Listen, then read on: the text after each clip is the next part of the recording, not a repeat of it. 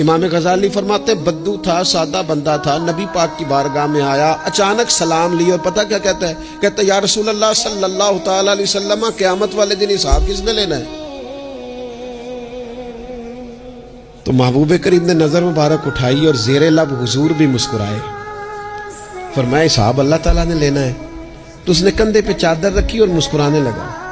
تو حضور فرمانے لگے تو کیوں مسکرا رہا ہے؟ کہنے لگے یا رسول اللہ پھر خیر ہے اگر اللہ نے لینا ہے تو محبوب فرمانے لگے کیا مانا؟ کہنے لگے محبوب کریم جب غالب آتا ہے نا تو پھر معاف ہی کرتا ہے۔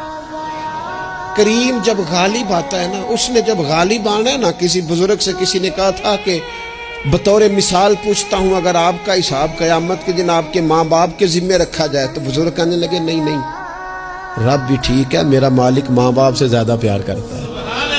کریم جب غالب آتا ہے نا تو وہ کرم ہی کرتا ہے۔